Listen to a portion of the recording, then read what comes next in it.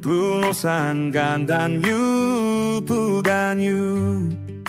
안녕하세요. 매일 부동산 간단 뉴스 부간유입니다. 집값 규제 피한 오피스텔 경매. 투자자 몰리는 이유는 오피스텔 거래량 증가.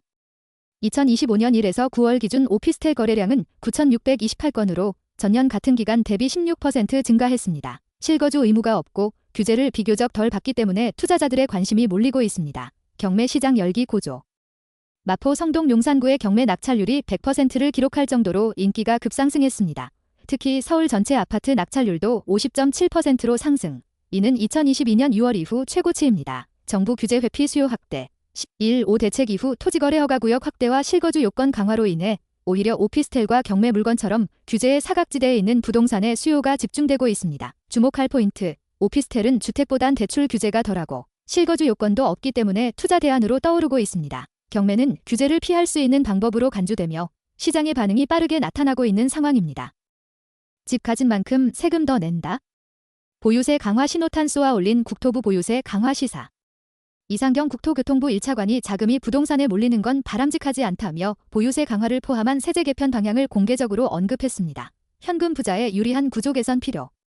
최근 규제 완화 이후 현금 부자들이 고가 아파트를 집중 매입하고 있다는 점을 지적하며 이를 제도적으로 억제할 필요성을 강조했습니다. 종합부동산세 완화 이후 세부담 감소. 윤석열 정부의 세제 완화로 인해 보유세 부담이 낮아졌고 투자 자금이 다시 부동산으로 몰리고 있는 상황이라는 점을 언급했습니다. 주택 공급 확대도 강조. 9.7 공급 대책에 이어 신속한 주택 공급 추진 의지도 재확인했습니다. 특히 전세 시장 불안을 최소화하고 공급량을 늘려 시장 안정을 도모하려는 모습입니다. 주목할 포인트. 현금 있는 사람만 집을 사는 구조에 대한 불공정성 논란에 정부가 반응한 모양새입니다. 단기적으로는 세부담 증가 우려가 있지만 장기적으로는 주택시장 안정과 실수요자 보호를 위한 방향으로 보입니다. 국평 22억에도 2.5만 명 몰렸다. 청약 경쟁률 폭발.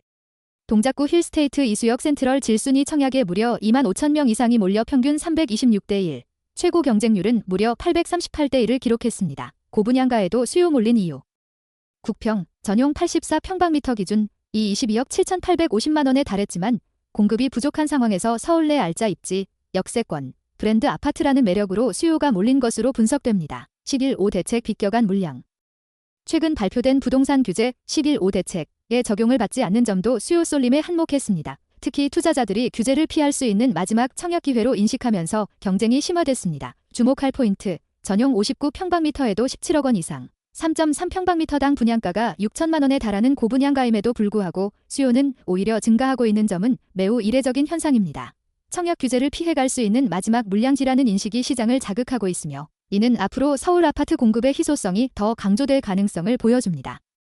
서울 집값 이주세 0.54% 급등. 대책 서두른 이유 있었네. 서울 아파트값 2주간 0.54% 상승. 추석 연휴 전후로 서울 집값이 가파르게 상승하며 일부 지역은 1% 이상 올랐습니다. 성동구 1.63%, 마포구 1.29%, 광진 1.49% 등 급등세가 두드러졌습니다. 정부 대책 발표 배경.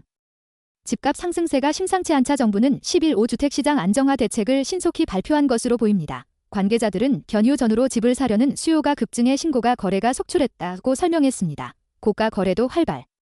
마포구 레미안 엘스트림 84평방미터가 26억 7천만 원, 성동구 텐즈힐 2단지는 22억 원, 양천구 목동 신시가지 7단지는 20억 6천만 원에 각각 거래되며 이전 최고가를 수억 원씩 경신했습니다. 주목할 포인트. 일부 지역은 단기간에 1억 원 이상 오른 신고가 거래가 속출하고 있습니다. 이는 규제 완화 후 나타난 투자 수요와 실수요가 동시에 움직인 결과로 해석됩니다.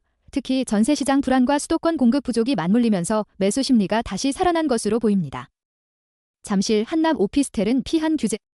50년 된 서민주택은 직격탄. 서민주택은 규제, 고가 오피스텔은 제외.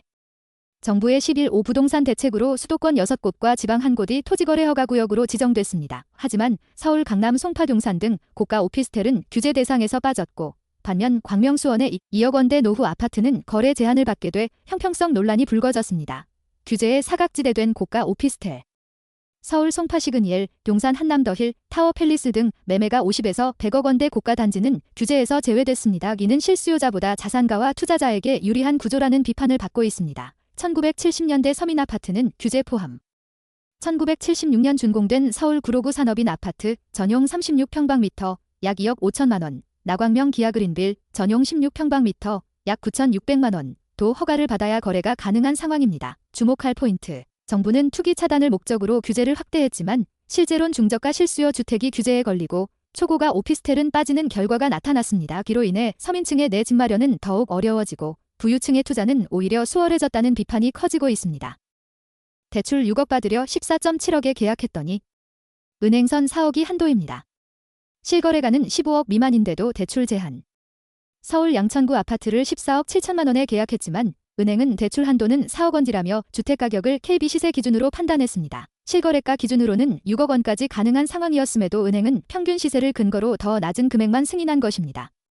정부 정책 vs 은행 현실의 괴리. 정부는 15억 초과 아파트는 주담대 금지라는 기준을 제시했지만 은행들은 KB 시세 등 통계 시세 기준을 따르기 때문에 괴리 발생, 특히 지역 단지 층수에 따라 실제 거래가와 시세의 차이가 크면 대출에 큰 차질이 생깁니다. 시장 혼란 가중. 예를 들어 성동구 한양안신 같은 경우 실거래가 15억 2,500만 원이지만 KB 시세는 13억 8천만 원 대출 가능. 반대로 실거래가가 14억 8천만 원인데 KB 시세는 15억 4천만 원인 경우 대출 제한. 이처럼 가격 기준에 일관성이 없어 소비자 혼란이 커지고 있습니다. 주목할 포인트. 대출 규제의 기준이 실거래가가 아니라 KB 부동산원 시세라는 점은 일반 소비자에게 매우 불명확하고 예측하기 어려운 요소입니다. 정부 정책의 취지와 금융 현장의 적용 방식이 달라 시장 혼선과 불신을 초래할 수 있다는 지적이 커지고 있습니다. 수도권 막히자 지방으로 간다. 해운대 수성구, 다시 불붙은 집값. 지방 핵심 지역 집값 반등 조짐. 11.5 대책 이후 서울 수도권 규제 강화로 인해 투자자들이 부산 해운대, 대구 수성, 울산 남구 등 지방 1급지로 이동하고 있습니다. 이들 지역은 투자 규제에서 상대적으로 자유로워 매수세가 다시 살아나는 분위기입니다. 집값 상승률도 눈에 띄는 수준. 10월 둘째 주 기준 부산 해운대구는 0.20%, 대구 수성구 0.06%, 울산 남구는 0.18% 상승. 이는 최근 몇 개월간 지방 집값 반등세 중 가장 두드러진 움직임으로 평가됩니다. 신규 분양 시장도 활기조짐. 대전 광양 포승지구 등에서도 분양권 거래 증가와 함께 청약 경쟁률이 상승하고 있습니다. 특히 김포 풍무역세권, 구리시 갈매지구 등 수도권 비규제 지역에서 신규 공급도 확대되고 있습니다. 주목할 포인트. 이번 집값 반등은 일시적인 풍선 효과일 수도 있지만 비규제 지역 중심의 투자 쏠림 현상이 뚜렷하다는 점이 중요합니다. 정부가 규제하지 않은 곳은 수요가 몰리고 규제된 곳은 거래가 급감하는 이분화가 명확히 나타나고 있습니다. 구독, 좋아요, 알람